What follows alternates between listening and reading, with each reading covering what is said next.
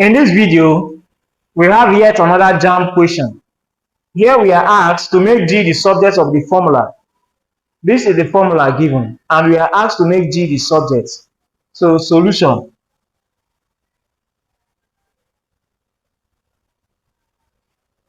If T is equal to 2 pi square root of L all over G, make G the subject. The first thing to do here is to square both sides of the equation.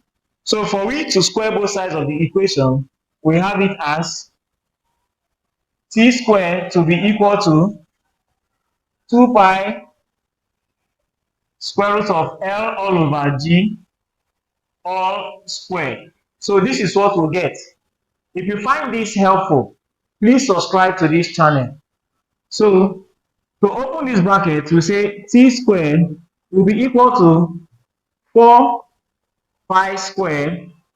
Of course, this square will cancel the square root sign, multiplied by L all over G, which is the same thing as 4 pi squared L all over G.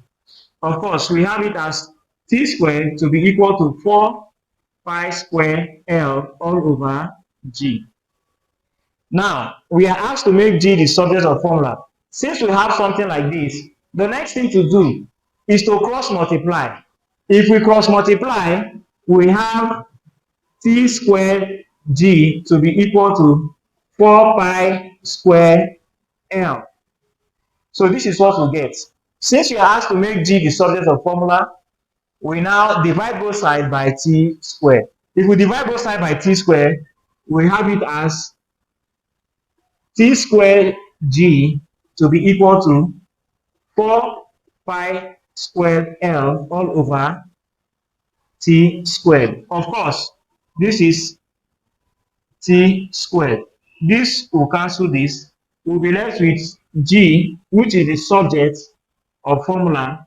It will be equal to 4 pi squared L all over T squared.